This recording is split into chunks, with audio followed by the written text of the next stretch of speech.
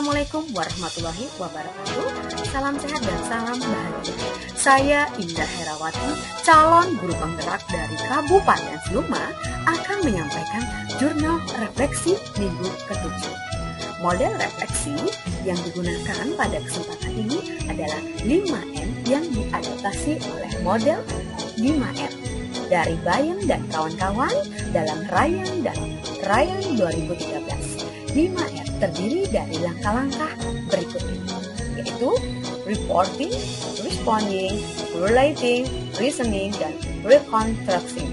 Minggu ke-7 dari program pendidikan guru penggerak dimulai pada hari Senin sampai dengan Sabtu, tanggal 29 November sampai 4 Desember 2021. Adapun kegiatan yang dilakukan pada minggu ini adalah diawali dengan demonstrasi kontekstual yang berlangsung selama 2 hari. Dalam kegiatan ini, calon guru penggerak menerapkan tahapan bakja sesuai dengan visi calon guru penggerak. Selanjutnya, 2 hari ke depan, calon guru penggerak melaksanakan elaborasi pemahaman yang diawali dengan mengisi kuesioner untuk mengetahui kedalaman pemahaman calon guru penggerak tentang pendekatan inquiry apresiatif. Pada hari Kamis 2 Desember 2001, saya bersama calon guru penggerak lainnya dari Provinsi Aceh dan Bengkulu berada pada ruang elaborasi Google Meeting yang dipandu oleh Ibu Ratna sebagai instruktur dan didampingi oleh Bapak Teguh sebagai fasilitator dari Kabupaten Seluma. Dalam kegiatan elaborasi ini, kami memperoleh penguatan tentang pendekatan perubahan inquiry apresiatif dan implementasinya, tahapan bagja, serta merefleksikan tugas demonstrasi kontekstual yang sudah dibuat oleh calon guru penggerak. Selain itu, instruktur menjelaskan keterkaitan visi dengan filosofi Ki Hajar Dewantara dan nilai peran guru penggerak, sehingga menjadi benang merah bagi calon guru penggerak untuk menyelesaikan tugas selanjutnya adalah koneksi antar materi. Tahapan berikutnya, responding. Pada tahapan ini, saya memberikan opini, dukungan, dan penguatan terhadap peristiwa maupun tindakan dari rencana perubahan yang disampaikan oleh calon guru penggerak lainnya melalui tahapan bagja. Sesi elaborasi yang melibatkan calon guru penggerak untuk memberikan tanggapan dapat mengarahkan cara berpikir dalam melakukan perubahan. Selama ini, konsep berpikir saya terhadap perubahan adalah mengidentifikasi masalah-masalah yang muncul dan menganalisis kemunculan masalah tersebut. Intinya, perubahan yang dilakukan berbasis masalah. Namun, setelah mempelajari modul 1.3 dan penguatan yang dilakukan oleh Bapak Teguh sebagai fasilitator dan instruktur, Ibu Ratna mengubah cara pandang saya bahwa manajemen perubahan dapat dilakukan dengan mengidentifikasi kekuatan yang dimiliki oleh elemen-elemen sekolah. Pendekatan ini dikenal dengan inquiry apresiatif yang selanjutnya perubahan tersebut mengimplementasikan tahapan bagja. Menurut saya, manajemen perubahan inquiry apresiatif lebih berpihak pada anggota organisasi karena pendekatan ini berbasis kekuatan dan kolaborasi untuk mencapai visi guru penggerak, sehingga dapat melemahkan kekurangan dari elemen-elemen yang berperan dalam mewujudkan visi menjadi tidak relevan. Tahapan berikutnya adalah relating, yaitu menghubungkan kaitan antara peristiwa dengan pengetahuan, keterampilan, keyakinan, atau info lain yang dimiliki. Pada kesempatan ini, saya akan melihat keterkaitan pihak-pihak yang berhubungan dengan upaya mewujudkan visi guru penggerak, baik calon guru penggerak itu sendiri siswa, guru lain, kepala sekolah, komite, maupun pengawas sekolah. Setelah melakukan pemetaan kekuatan positif, selanjutnya akan menggali keberhasilan yang telah dicapai oleh sekolah, guru, maupun pihak sekolah, dan selanjutnya identifikasi.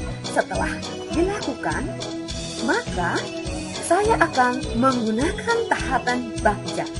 Perlu diingat kembali bahwa pencapaian visi tersebut tak lain adalah profil pelajar Pancasila. Perubahan yang dapat dilakukan dimulai dari implementasi Ki Hajar Dewantara di sekolah dan mengevaluasi nilai dan peran guru penggerak. Beranjak dari menggali kekuatan yang ada, diharapkan dapat mewujudkan visi yang diharapkan. Tahapan selanjutnya ada reasoning. Tahapan ini kita diminta untuk melakukan analisis secara detail mengapa peristiwa tersebut dapat terjadi, lalu mengambil perspektif lain dari teori atau kejadian serupa.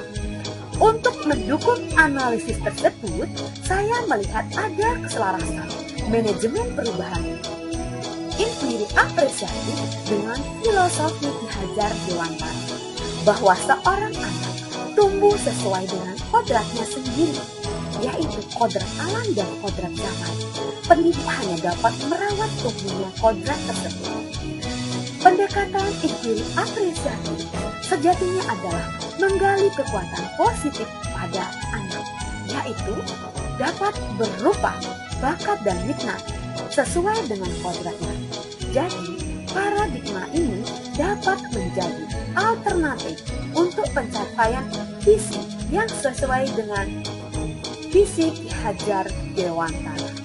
Selain itu, Peter Drucker pernah mengungkapkan peristiwa yang dicuplikan oleh banyak buku, bahwa the cost of organizational is to create and demonstrate in ways that make a system weakness irrelevant.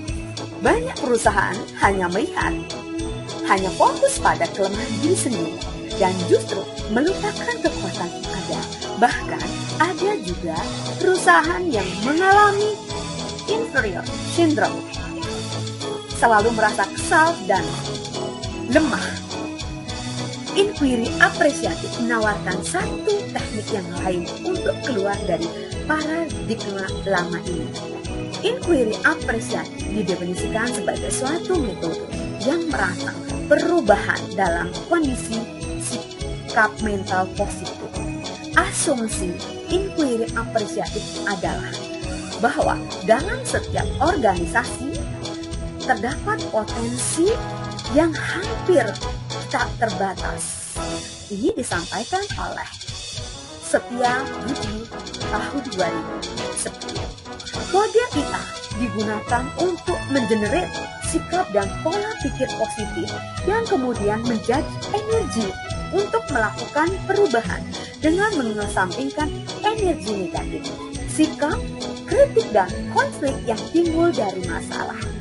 IA bukan positive thinking, tapi generate thinking, sebuah pendekatan untuk menciptakan inovasi sosial. Sebuah alternatif terhadap pendekatan definisi yang berfokus pada penyelesaian persoalan yang berdampak lahirnya pesimisme, saling menyalahkan, dan gagal melahirkan inovasi baru. Tahapan terakhir adalah reconstruction.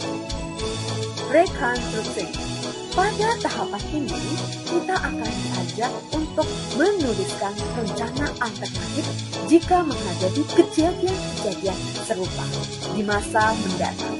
Dengan pemahaman yang saya miliki setelah menyelesaikan tugas demonstrasi kontekstual dan mengikuti sesi elaborasi, maka kedepannya bila mana saya menghadapi persoalan serupa, yang saya dapat lakukan adalah memandang masalah, bukan mencari yang salah, maupun mencari di mana masalah tersebut timbul.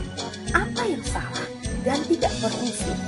Namun, sebaliknya berkolaborasi dengan pihak-pihak yang terlibat untuk mengidentifikasi, membuat peta kekuatan hal baik yang pernah dicapai oleh organisasi, baik guru, siswa, kepala sekolah, dan elemen sekolah.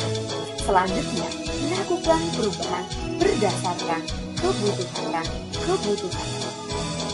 Kolaboratif generative thinking, sebuah perubahan yang dapat menciptakan inovasi untuk mewujudkan visi.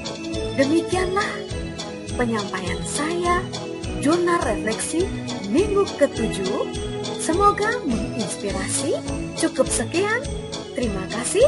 Wassalam. Assalamualaikum warahmatullahi wabarakatuh.